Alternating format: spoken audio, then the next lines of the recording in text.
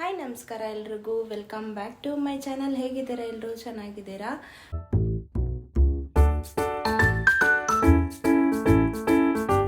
And ಇವತ್ತಿನ ವಿಡಿಯೋನ ನಾನು ನನ್ನ ಬರ್ತ್ಡೇ ವ್ಲಾಗ್ನ ನಾನು ಅಪ್ಲೋಡ್ ಮಾಡ್ತಾ ಇದ್ದೀನಿ. ಸೊ ಸ್ಕಿಪ್ ಮಾಡ್ತೀರಾ ಫುಲ್ ವಿಡಿಯೋನ ನೋಡಿ. ಆ್ಯಂಡ್ ಈ ವಿಡಿಯೋ ನಿಮಗೇನಾದರೂ ಇಷ್ಟ ಆಗಿದ್ದರೆ like, share and comment. And ಯಾರು ನನ್ನ ಚಾನಲ್ನ ಸಬ್ಸ್ಕ್ರೈಬ್ ಮಾಡ್ತೀರಾ ನೋಡ್ತಾ ಇದ್ದರೆ ಪ್ಲೀಸ್ ಹೋಗಿ ಸಬ್ಸ್ಕ್ರೈಬ್ ಮಾಡ್ಕೊಳ್ಳಿ. ಫಸ್ಟು ನಾನು ಮನೇಲಿ ಪೂಜೆ ಮಾಡಿಬಿಡೋಣ ಅಂಥೇಳಿ ಪೂಜೆಗೆ ಎಲ್ಲ ರೆಡಿ ಮಾಡ್ಕೊಂಡಿದ್ದೀನಿ ಆಲ್ಮೋಸ್ಟು. ಸೊ ಪೂಜೆ ಎಲ್ಲ ಮುಗ್ದಾದ್ಮೇಲೆ ಟೆಂಪಲ್ಗೆ ನಾನು, ಶೇಖರಿ ಮತ್ತು ಪಾಪ 3 ಜನನೂ ಹೋಗ್ತಾಯಿದ್ದೇವೆ. ಬನ್ನಿ.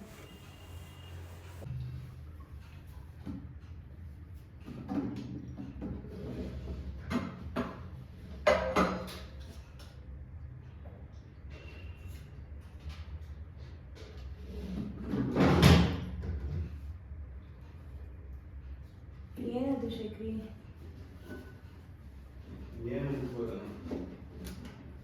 ಐರನ್ ಬಾಕ್ಸಾ?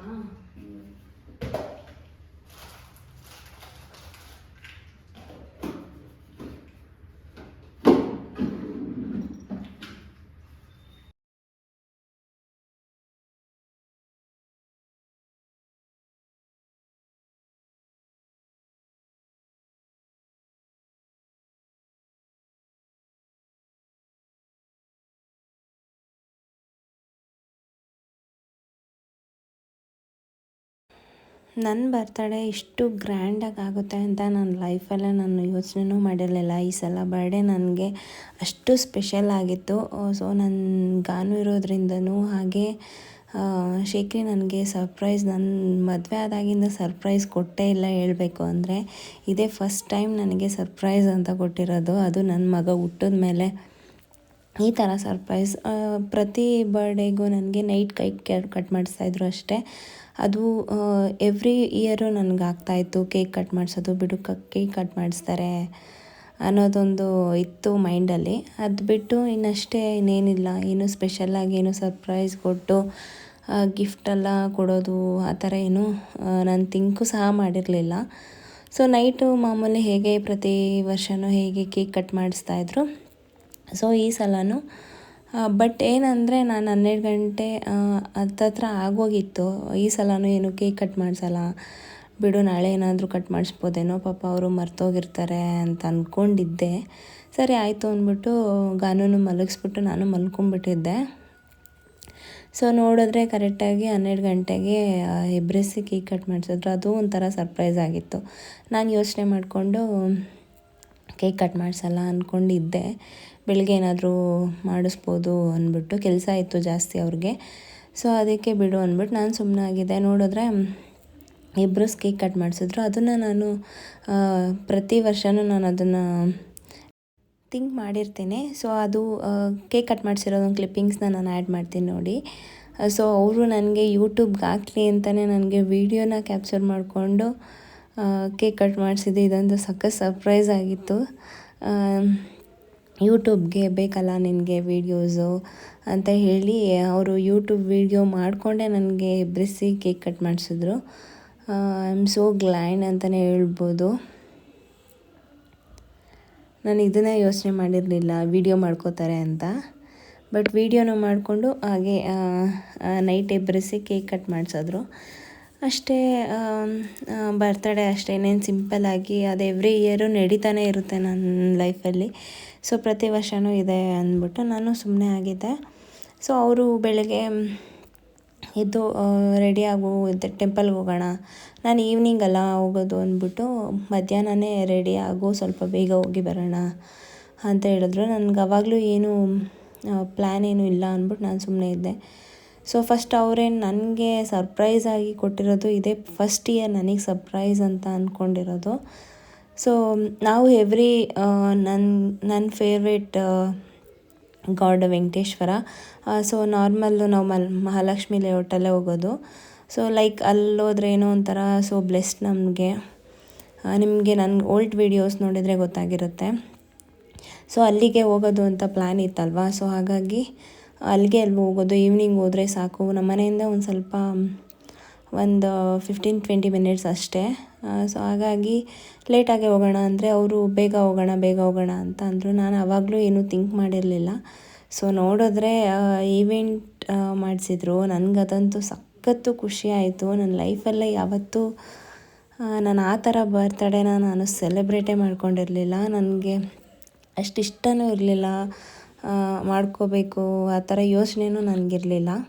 ಸೊ ಇದೊಂದು ನನ್ನ ಲೈಫಲ್ಲಿ ಫಸ್ಟ್ ಟೈಮ್ ನನಗೆ ಸರ್ಪ್ರೈಸಾಗಿ ಗಿಫ್ಟ್ ಮಾಡಿರೋದು ನನ್ನ ಬರ್ತಡೇಗೆ. ಇದು ಫಸ್ಟ್ ಟೈಮ್ ಅಂತಲೇ ಹೇಳ್ಬೋದು. ಸೊ ಕರ್ಕೊಂಡು ಹೋಗ್ತಾಯಿದ್ರು. ನಾನೇನೋ ಊಟಕ್ಕೆ ಅಂತ ಅಂದ್ಕೊಂಡಿದ್ದೆ. ನೋಡಿದ್ರೆ ಈವೆಂಟ್ ಮಾಡಿಸಿದ್ರು ಅಲ್ಲಿ ಒಂದು ಇದರಲ್ಲಿ. ಸೊ ಚೆನ್ನಾಗಿತ್ತು. ನನಗೆ ಸಖತ್ ಖುಷಿ ಆಯಿತು ನೋಡಿದ ತಕ್ಷಣವೇ. ಸೊ ಇವನು ಅಷ್ಟೇ, ಗಾನೂ ಅಷ್ಟೇ, ಆ ಬಲೂನ್ಸು, ಆ ಲೈಟಿಂಗ್ಸು ಎಲ್ಲ ನೋಡಿಕೊಂಡು ಸಖತ್ ಎಂಜಾಯ್ ಮಾಡ್ತಾಯಿದ್ದ ಅವನು. ಸೊ ಎಲ್ಲ ಮುಗಿಸ್ಕೊಂಡು ಹೊರಗಡೆ ಬರಬೇಕಾದ್ರೂ ಅಷ್ಟೇ ಅವನು ಮೇಲೋಗೋಣ ಅನ್ನೋ ಥರನೇ ತೋರಿಸ್ತಾನೆ ಇದ್ದ, ಅಲ್ಲಿಗೋಗೋಣ ಅಂತಾನೆ. ಬಟ್ ಚೆನ್ನಾಗಿತ್ತು.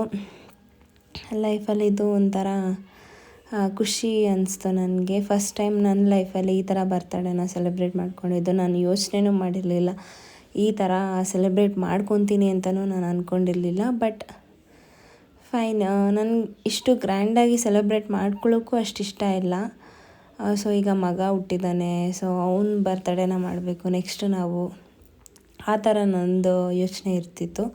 ಬಟ್ ನನಗೆ ಈ ಥರ ಸೆಲೆಬ್ರೇಟ್ ಮಾಡಿದ್ದು ಸಖತ್ತು ಖುಷಿ ಇತ್ತು ಆವತ್ತಿನ ದಿನ. ನಾನು ನೆಕ್ಸ್ಟ್ ಲೆವೆಲಲ್ಲಿ ಎಂಜಾಯ್ ಮಾಡ್ತಾಯಿದ್ದೆ. ಹಾಗೆ ಅವರು ಅಷ್ಟೇ ವೀಡಿಯೋಸ್ ಎಲ್ಲ ನಮಗೆ ತೆಗೆದುಕೊಟ್ರು.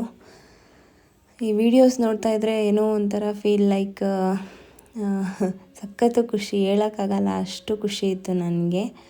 ಅದು ಸರ್ಪ್ರೈಸಾಗಿ ನನಗೆ ಕೊಟ್ಟಿದ್ದು. ನನ್ನ ಲೈಫಲ್ಲಿ ಫಸ್ಟ್ ಟೈಮ್ ನನಗೆ ಸರ್ಪ್ರೈಸ್ ಮಾಡಿರೋದು ಅಂತಲೇ ಹೇಳ್ಬೋದು ಇದು. ಅಷ್ಟು ಖುಷಿಯಾಗಿತ್ತು ನನಗೆ. ಸೊ ನೀವು ನೋಡಿ ಎಷ್ಟು ಚೆನ್ನಾಗಿತ್ತು, ಎಷ್ಟು ಎಂಜಾಯ್ ಮಾಡ್ತಾಯಿದ್ವಿ ನಾವು ಅಂತ. ಸೊ ಈ ವಿಡಿಯೋ ನಿಮಗೇನಾದರೂ ಇಷ್ಟ ಆಗಿದ್ದರೆ ಲೈಕ್, ಶೇರ್ ಆ್ಯಂಡ್ ಕಮೆಂಟ್. ಯಾರು ಇನ್ನೂ ನನ್ನ ಚಾನಲ್ನ ಸಬ್ಸ್ಕ್ರೈಬ್ ಮಾಡ್ತೀರಾ ನೋಡ್ತಾ ಇದ್ದರೆ ಪ್ಲೀಸ್ ಹೋಗಿ ಸಬ್ಸ್ಕ್ರೈಬ್ ಮಾಡ್ಕೊಳ್ಳಿ.